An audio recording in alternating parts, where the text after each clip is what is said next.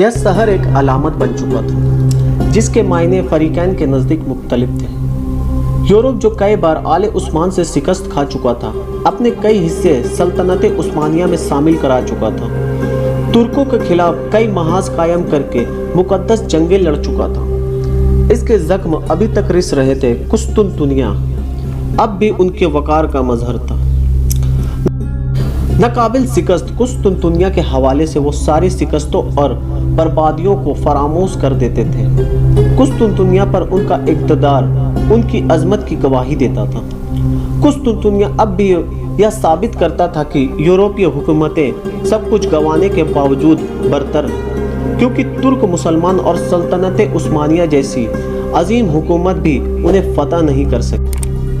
वो समझते थे कि कुस्तुनतुनिया उनकी अजमत का वो भारी निशान है जिसके नीचे मुसलमान तुर्क अब तक दबे हुए हैं। वक़ा यह भी समझते थे कि जब तक कुस्तुनतुनिया पर उनका कब्जा है, कुस्तुनतुनिया पर ईसाइयों की हुक्मरानी है, उस वक्त तक यूरोप को सल्तनत उस्मानिया पर बरतरी हासिल रहेगी। कुस्तुनतुनिया एक ऐसा शहर था जिसकी हिफाजत और दफा के लिए मशरिकी और जनूबी यूरोप की तमाम हुकूमतें चौकस रहती थी। कुस्तुनतुनिया की हिफाजत के लिए मशरिकी और जनूबी यूरोप की मुश्तरका फौजें तैनात की गई थी। मुसलमानों के लिए भी कुस्तुनतुनिया एक अलामत था जिसके मायने मुख्तलिफ थे।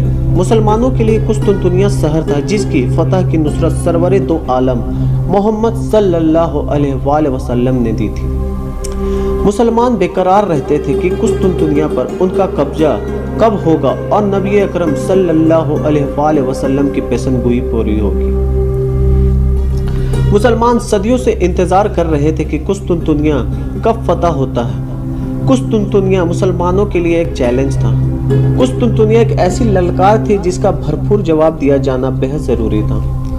कुस्तुनतुनिया के फसीलों के नीचे रसूल अक़दस मोहम्मद सल्लल्लाहु अलैहि वसल्लम के जलीलुल कद्र सहाबी हजरत अय्यूब अंसारी रज़ी अल्लाह ताला अन्हु हमेशा की नींद सो रहे थे और मुसलमानों के दिल तड़पते थे कि जिस शहर के फसीलों के नीचे अल्लाह का यह बरगुज़ीदा बंदा और हुजूर सल्लल्लाहु अलैहि वसल्लम का मेज़बान और अजीम सहाबी सो रहा है, उस शहर पर मुसलमानों का परचम लहराता हुआ दिखाई देना चाहिए। सुल्तान मोहम्मद दोयम कुस्तुनतुनिया के बारे में तारीखी, रिवायती और दीनी पसमंजर से आगाह था।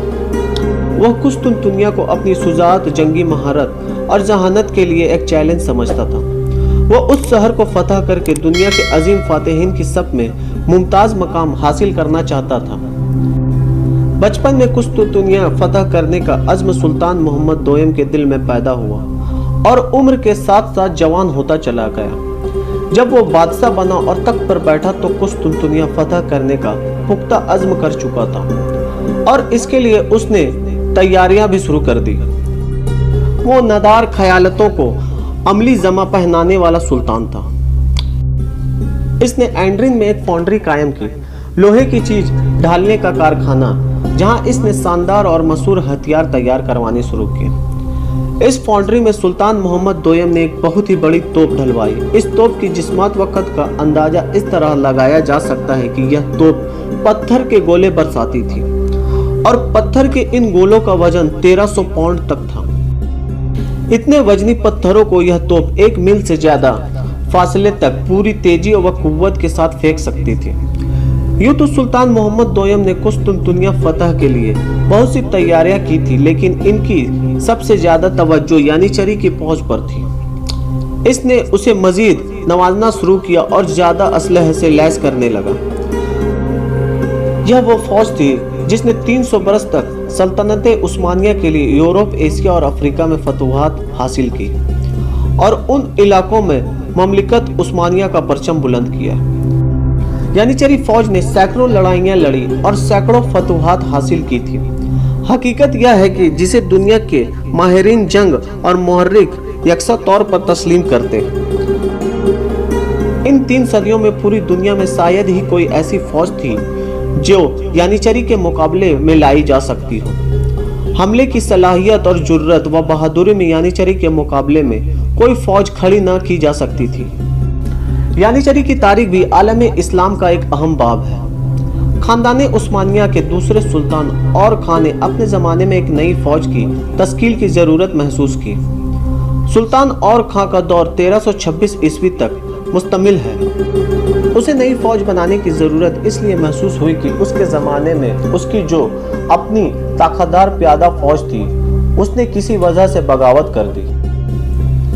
ताकतदार फौज को सुल्तान और खां से कई शिकायतें थी जो किसी हद तक जायज़ भी थी, लेकिन उनमें बहुत से मामलात ऐसे थे जो नाजायज़ थे और हुदूद से तजावाज़ करते थे। और फिर बजाते खुद प्यादा फौज की बगावत अपनी जगह इतना अहम वाक़या था कि सुल्तान और खां ने बागियों को सबक सिखाने की एक राह यह भी निकाली कि उन्हें रोजगार से महरूम कर दिया जाए और उनकी जगह नई फौज तश्कील कर दी जाए। जिस अंदाज से फौज तश्कील की गई इस पर बहुत से ऐतराज भी है। बहरहाल हम हकाइक को ज्यों का त्यों पेश करना चाहते हैं। सुल्तान और खां ने अपने मुशीरों से मशवरा किया और एक नए अंदाज में एक नई किस्म की फौज बनाने का तय कर लिया। यह अपनी नोहियत की वाहिद फौज थी। इसका नाम कारा खलील रखा गया। कारा खलील का मफ़हूम यह बनता है कि जिन इलाकों को फतह किया जा सके वहाँ की ईसाई आबादी के बच्चों को अपने माँ बाप से अलग कर दिया जाए, उन बच्चों की तरबियत इस्लामी माहौल में की जाए और उन्हें खुसूसी तरबियत देकर फनून जंग का माहिर बनाया जाए। सुल्तान और खां ने अपने इस ख्याल को अमली जमा पहनाने के लिए 1000 सेहतमंद और तवाना ईसाई बच्चे मुंतखब किए। इसके बाद 300 बरसों तक यह सिलसिला जारी रहा। अगर किसी बरस मफ्तूहा इलाकों से मतलूबा तादाद में बच्चे ना मिलते या किसी बरस कोई इलाका ही फतह ना हो पाता तो फिर मकामी ईसाई आबादियों से बच्चे लेकर यह तादाद पूरी कर ली जाती। कहते हैं जब पहली बार 9 उम्र सिपाहियों के पहले दस्ते को उस वक्त के एक बुजुर्ग हाजी बख्तस की खिदमत में पेश किया गया तो उसने इस फौज के लिए फतह व नुसरत की दुआ की और इसका नाम यानीचरी रखा। तुर्की जबान में इसके मायने हैं नई फौज। रफ्ता रफ्ता यह फौज इतनी मजबूत हो गई कि एक तरह से यह फौज हर तुर्की सुल्तान की जरूरत व मजबूरी बन गई। हर तुर्की सुल्तान को यह खौफ रहता था कि यह फौज कहीं बगावत न कर दे, उसकी हुकूमत का तख्ता पलट न कर दे। यानीचरी को मसरूफ रखने के लिए मुख्तलिफ हुकूमतों के खिलाफ तुर्क सुल्तानों को मुसलसल जंगें लड़नी पड़ती थी। यानीचरी फौज को खुश रखना बहुत जरूरी था। इसके लिए एक रस्म यह भी बनाई गई कि जब कोई नया सुल्तान तख्त पर बैठता तो तख्त नशीन होने के बाद यानीचरी सिपाहियों और अफसरों को भारी भारी रकमें बतौर व इनाम इकराम देनी पड़ती थी। सुल्तान मोहम्मद दोयम जंगी तैयारियों में मसरूफ था। कुस्तुनतुनिया की फतह व ख्वाब हकीकत में बदलने के लिए वो सब रोज तैयारियों में मसरूफ रहा करता था।